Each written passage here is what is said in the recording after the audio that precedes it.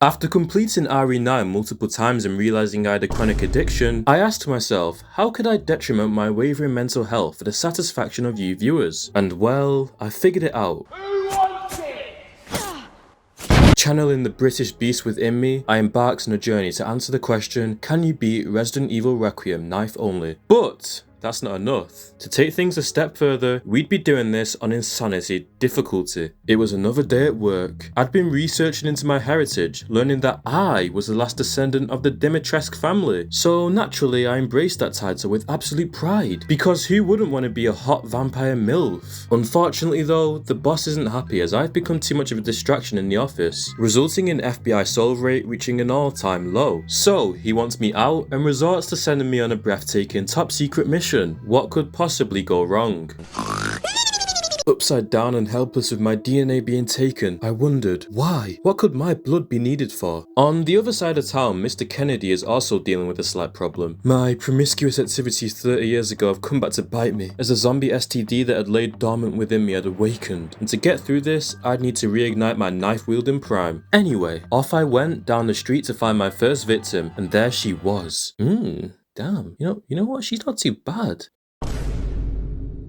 Don't do anything stupid.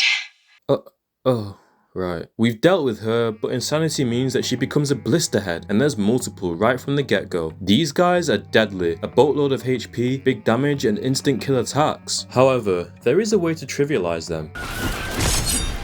Perfect parry. This is the method, the one that would carry us through Leon's sections and enable us to insta-kill almost every enemy in the game. So I did just that, taking out the majority of the zombies in the area to rack up 25k for the mortal edge, to make parrying even easier. Our search for Victor leads us to the Roadhill Care Centre, and when shit inevitably hits the fan, I remained a bystander to murder for aura farming purposes. I think I want a second opinion. Me too, please. Then we got to business, and with the edge tool at our disposal, things had never felt so good. Admittedly, I did die a few times, becoming a Kit Kat sponsor in the process, but overall, things were really looking up, and we continued through the care centre, eventually coming across a woman in need, though this time we actually helped out. But of course, like every other girl I've talked to, we're separated. Thankfully, I find Victor emerging from the shadows and Jesus! Look at the size of that fucker. Yeah, I'm cooked. There's nothing I could do except embrace my 3-decade choking kink and go to sleep. Now switching to Grace, the first thing I did was chuck this disgusting gun away, because if I wanted to be a true Dimitrescu, I'd have to follow in their footsteps. Bladed weapons were the only way, so off I went down the halls to find a knife to abuse my future victims. Is that man blood? Yeah, could use a bit more salt. Clearly, the residents of this place are a bit evil, and the care part of the centre is, well, quite the opposite. With me having the durability of a wet paper towel, I was set to be the victim in this place.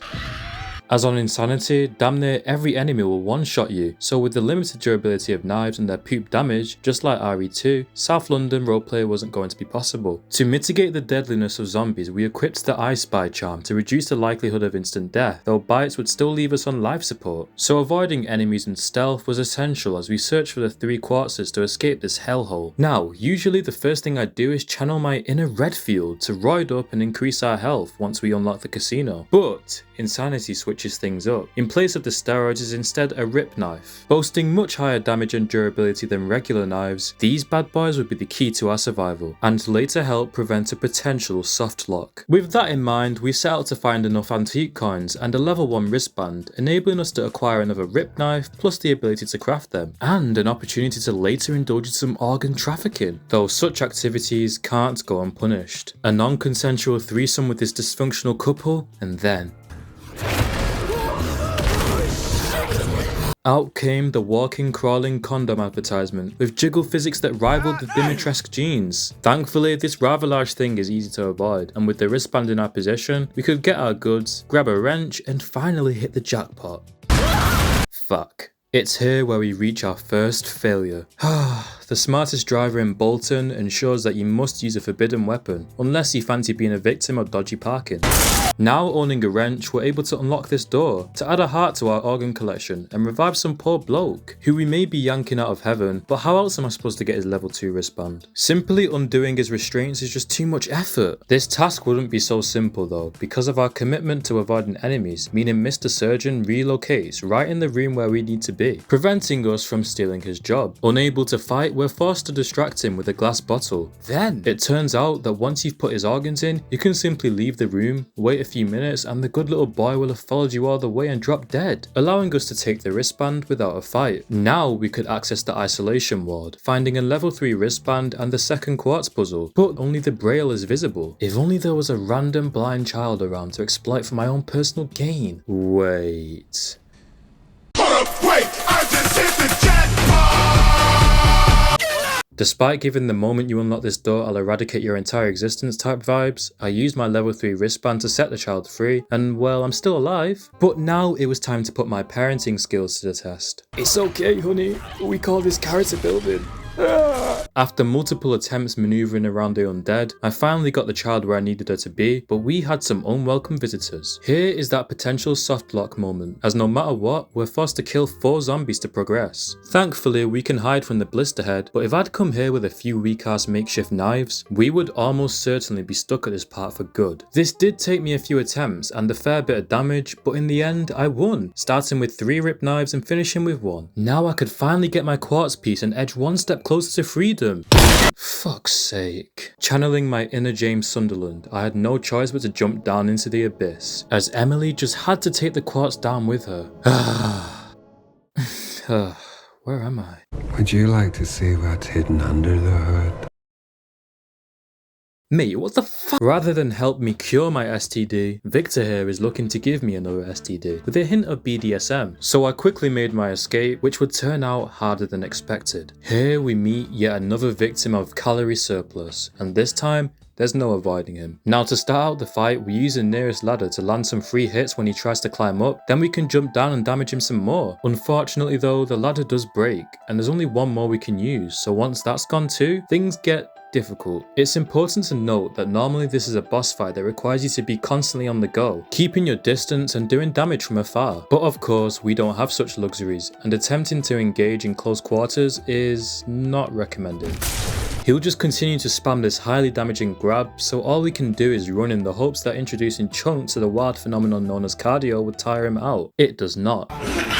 I died a lot here, and I was beginning to doubt my abilities, until I made a discovery. To my surprise, you can parry his most troublesome attack and get a few hits in after, meaning close quarter combat was back on the table. In fact, practically all of his moves can be parried. Seriously, just stand your ground and parry the muppet. From here on out, it was rinse and repeat, whilst also getting hits in during animation recovery. And eventually, through sheer determination and willpower, I finally put the chunk out of his overweight misery for good. Now with that done, we could enter Rhodes Hill and have some fun.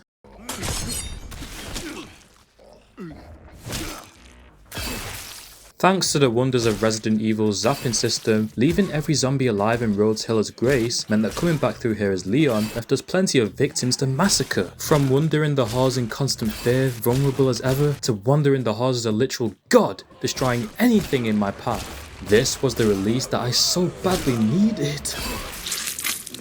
I wasn't just doing this to get a hard on though, I promise. This all had a purpose, as clearing out almost the entirety of Rhodes Hill would benefit Grace later on. After this long while of euphoria, I remembered I'm kind of dying, so I broke into the director's office in search of any leads. But first we had some blisterheads to take care of, and again, becoming a master of parrying was essential here. Eventually we make it into Victor's secret office, but there's little to find on my disease. However, what's this? Grace? Project Elpis. Dimitrescu Supremacy. What the fuck is this man up to? And what on earth is that noise? Surviving the fall and making James Sunderland proud, we arrived in the basement, finding Emily locked up, so we've got to free her by finding 3 joint plugs to open the cell with 1 already given to us. Down here, we made sure to kill every zombie in this area before they woke up, as we'd be going back and forth through here a lot. There was the risk of blisterheads though, so we were in a race against time to get out of here. As we try though, Stalker Girl is roaming about, but stealth alongside the light was our best friend, and as long as we had both, we were practically sure? Okay, maybe not, but you get the gist. Anyway, we arrive at the processing area to drain some blood and jump down into the meat grinder, which is obviously going to turn on. The method here was obviously staying as far away from the grinder as possible, then stab anything that tries to get up, and attempt to dodge any other zombies, which is easier said than done. In the end, I just about scraped by, returning with 3 joint plugs to set Emily free and bloody peg it, narrowly escaping from a shit ton of zombies and the girl. After taking the second quartz from Emily, I had no reason to keep this burden around. So I chucked her on the sofa and dipped, now in search of the third and final quartz. Thankfully, an empty roads hill makes getting the corrosive to unlock the third quartz and tying up remaining loose ends easy. As I was about to leave, I had a change of heart and figured the child might be of use. She had a certain aura about her deep within that could prove useful, so I adopted her into the Dimitrescu family, then proceeded to leave her unattended with a stranger, whilst I went to investigate, and what I'd soon find would disgust me. In this secret facility, the Dimitrescu blood was being tainted and used to replicate the family, though clearly it isn't working out. These creatures are missing a few features. Why Victor wanted to do such a thing remained a mystery, but he seemed very happy over something. I probably should be worried. With self-destruct initiated, I couldn't be any happier to see these abominations perish, and despite the inkling that there was more to this situation than meets the eye, I ran for my life, and now we could escape once and for all. Note to self, don't get in a helicopter with a self-proclaimed pilot who's only ever flown in GTA. With Grace left defenseless, stuck with a wounded Emily, we are unfortunately forced into using a sniper rifle to protect them, and once we get to the church, our next boss has arrived. The rip-off Last of Us bloater is here, but thankfully doesn't come with unorthodox dentistry methods. Instead, he just loves chundering all over you. So like Chunk, taking him head on is difficult, so the method was to trap this fool in Groundhog Day, keeping him in a constant loop of chase up the stairs and jumping down, giving us a healthy amount of time to whack him about whilst his slow ass recovers. Rinse and repeat. Usually to kill this guy you'd be shooting his blisters, which also wakes up additional enemies. But contrary to the game's advice, popping the blisters isn't the only way to kill it, and by using only the hatchet we can completely avoid doing so, leaving us with just the big boy to deal with. Meaning things turned out easier than expected, and I came out on top. Down in the water treatment plant, to say I was pissed would be an understatement. I just invested in a potential prodigy for the Dimitrescu family, and this is how it pays off? Screw this damn kid, I've got some unfinished business to attend to. As to be expected, this stalker girl is down here with us, and again is like the basement, restoring power and using lights to stun, protecting ourselves so we can eventually open the roof hatch and kill the girl once and for all. Now it was time to check the severely wounded child I left alone, and to nobody's surprise, she's dead. Oh well. What the fuck? Wait, was this the potential I'd sensed deep within her? Perhaps her death was necessary to awaken. The power, oh yes, yes, transcend beyond humanity. The Dimitrescu family needs you.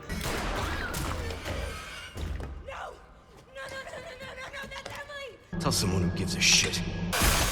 After witnessing such power, only for it to be taken from me, I was left in a state of depression, in need of guidance. So when Victor Gideon and his mysterious partner offered to reveal all about Project Elpis and my role within it, I agreed to join them. Weakened and running out of time, all I knew was that somehow Grace and Gideon were the key to curing my disease. So I had no choice but to chase tail, returning to the city that started it all, 30 years later. From here on out, we'd have to resort to some truly bizarre methods. And to deal with the many threats in Raccoon City, I needed some extra protection. Guys, am I doing too much? With my katana at the ready alongside maximum body armor, I was ready to face my biggest challenge yet. Jarvis? Activate arachnophobia mode. Jarvis? Jarvis, please! Don't be a pussy, sir. Our first fight in Raccoon City is not going so well. Facing the smallest spider in Australia, I wondered, how on earth did those guys survive over there? Because this thing was brutalizing me for hours on end. Let me tell you what I hate about this fight. Firstly, this fucking grab and the annoying ass screech that comes with it. You can't parry, it's impossible to dodge, and it's so damaging. Then don't get me started on the ladders. Where are my bloody iframes, mate? I'm sick and tired of being abused, I just want to climb ladders in peace. After non-stop cortisol spikes throughout, I was slowly losing my sanity. With no progress in sight, things were looking dire. You can't beat it hand to hand. Analyze this fight pattern. Scanning. Let's kick his ass. Its most damaging attack has a weakness. When in corridor areas on the battlefield, the grab loses its effectiveness, unable to reach you. But it doesn't stop there. The attack is also avoidable, though it takes practice. Combining these two revelations, you can put yet another boss in an infinite loop. Corridor to avoid grab, spank that booty whilst he recovers, parry any attacks that follow. Wait for the grab cue, dodge the grab when it comes, spank time again, rinse and repeat. Jarvis, I love you. Well, I'm not gay, sir. Way to ruin the moment. Memorizing the entire moveset and timings of attacks meant things were looking bright, though there was one last obstacle in the way once we did enough damage. Now, usually I'm all up for a bit of squirting in my face, but not like this. Thankfully, we can add this attack to yet another of many bizarre things Leon can parry, giving us additional free hits on the weak spot, and with all this knowledge flowing through my brain, I finally beat the damn spider. Yeah, it's so fucking over, bro. We are cooked. Yep, how am I still alive? How am I still alive? Ah! Now, our next objective was to reach Raccoon City Centre, requiring us to find 3 detonator parts to blow up the gate in our way. Throughout our time here, gun use would be forced multiple times, but there's no way I'm counting crap like this as a failure. Heading up to a nearby roof, we found our first detonator part, and then it was time for the troublesome 3. Number 1, apartment rooftops. Enemy projectile incoming. Yeah, all I could do was run. Sure, the constant sight of missiles and bullets raining down on me was terrifying, but I couldn't cower and hide like a pussy, so I navigated my way through Vietnam, eventually reaching the second detonator part. Then I reload the checkpoint to reset enemy position, making my escape easier. Number 2, the gas station, where the outrageous fuel costs have sent even the zombies into a frenzy. There's 2 waves to this segment. The first is simple, you're just killing a bunch of zombies. Where things get difficult is when the enhanced chainsaw zombie shows up. With his overly large health bar, this was a slow burn and tedious, as dying meant doing everything over again, which I did a lot. But after learning his moveset, it was obvious this guy was clumsy as hell. You'd think he'd just come from the pub with an unhealthy amount of vodka and coke in his system. So, after lots of trial and error, we eventually finished the fight, then nicked some fuel to access the third and final area. More gun usage is required to open doors and break glass, but other than that, this section was just me running past everything. Eventually getting the final detonator part, and now we had to use this totally safe elevator. Surprisingly, it went well, and by the time things started to look shaky, it was already our cue to leave. Finally, we had all the parts to blow up the gate, so it was time to begin our journey to Raccoon City Centre. Unfortunately, modes of transportation are limited, but we make do with what we have. We are forced to gun down these dogs who supposedly just want to play, but I've been there, done that. Then Victor Gideon shows up, but we take care of him for good. Wait, how am I supposed to get my cure? Fuck! Terrified and unsure of my future, I figured a trip down memory lane would clear the mind, leading me to the place that started it all. It was just like old times. Although this nostalgia fest didn't give me the answers that I needed, we did find Zeno with Grace, falling victim to a classic villain law dump. Project Elpis is an initiative to bring back baddies. The women in this world simply pale in comparison to the great Lady Dimitrescu. So, by using your DNA, we plan to mass produce your lineage, recreating genetic perfection. There have been a few defective products along the way, but now the formula is complete. What the hell? As a reward for trying to be a good guy and put this batshit crazy freak down for good, I'm rewarded with a traumatizing reunion. Fuck. Nice guys really do finish last, and now I was about to face my hardest battle yet. With a whopping 25k health bar, this guy was ridiculously beefy. Even though almost all of his attacks could be parried, there was still 2 problems. Parrying was breaking our hatchets so fast that we weren't even getting a chance to do damage. And secondly, even when we did, it was minimal. Because you see, we went with the Mortal Edge for our playthrough, and as a trade-off for its increased durability and larger parry window, it does much less damage than the default hatchet. Taking off just 40 HP per hit, we were in the lowest spectrum of damage, and draining a 25k health bar seemed like a pipe dream. But suddenly I had a plan. What if I could beat this guy through an ultimate cheesing method without ever having to parry most of his attacks, turning him into a literal joke? Step 1. By selling the mortal edge of my entire inventory, I could upgrade the damage of the default hatchet, and then the strategy. For those of you who have played RE2, you'll know this boss is basically a copy paste from that game, and there was a way to trivialize him back then. By positioning yourself up close on his right side, this limited his moveset to the same few attacks as he attempted to hit you, and if your timing and movement were precise, the Muppet couldn't touch you. Now imagine my surprise when on a whim I tested the same strategy here, and it works. Whilst there are some additional variables to deal with from time to time, using first person, which is more effective for this method in RE9, you can stick to his right while slightly moving at the same time, avoiding his attacks and enabling you to get plenty of free hits in the process. So now with this method, alongside a 100 damage per hit hatchet, this fight was doable, and after so many hours of attempts, Mr. X was finally out for the count. He was a good boy. Sit down. You're finished. Now heading to yet another Raccoon City underground lab in pursuit of our last hope, Grace, we're yet again forced into saying screw plant conservation, using guns against this photosynthetic nightmare fuel. And with that out of the way, we were in the final stretch. Here in Ark Labs, security doesn't mess about, and the game turns into a COD campaign, except my loadout is pretty lacking. However, making use of gas canisters and stealth enabled us to put these bums to shame. And the same would apply to the next room, where these trained soldiers suffer from Ubisoft AI syndrome. Must have been the wind. Once reinforcements come in, things get a little sticky, so I reach out for a helping hand. If only it was as effective in killing these guys as it was back in '98. This thing was no help. So I'm left to fend for myself and somehow clutch up on 1 HP. Realising that nothing was effective against the katana and hatchet wielding god that I'd become, the lab brings out their last line of defence. Too bad he's a fucking fraud! Oh shit! Well, there's some insanity nonsense for you, but thankfully we aren't forced to fight these guys. So we can sneak on by to finally reach Grace, where Zeno is yet again exposition maxing, explaining that she is the only one that can release this Dimitrescu formula with the family password, but she doesn't seem very keen, so I step in like the absolute chad that I am and get battered.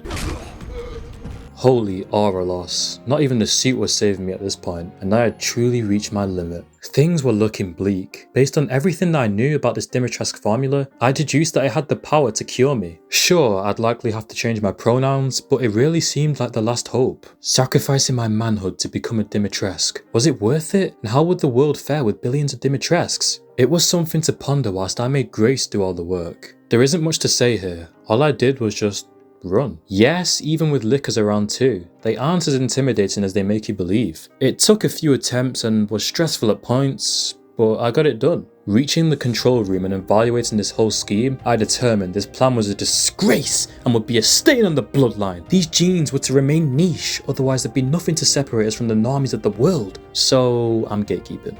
Grace would continue to rant onto herself about how insulting this whole thing was. Meanwhile, Leon had made his choice and was ready for one last dance. Beginning to cough up a storm like I was Arthur Morgan, I hurried along to return to the centre, killing every licker in sight, as I may not get another chance to indulge in such pleasures. Though I was quickly proven wrong on that part. Not being in the particular mood to be a victim of a liquor gangbang, I was forced to channel my inner Jin Sakai. Alongside some explosive help, we're finally able to take care of everything and make our way to the centre, or not. Luckily, Grace is here to save the day, and we both come to an agreement that Elpis must be destroyed. My life had run its course, and as a punishment for my sins, I was to be a sacrifice for the greater good of the world. For those curious, no, you can't beat the final boss hatchet only. Yes, you can get by the first 2 stages, although it's a long, tedious chore. Parry hit over and over again. Then for the final stage, you're forced to use guns and aura farm for one last time. Listen, you ain't getting back up.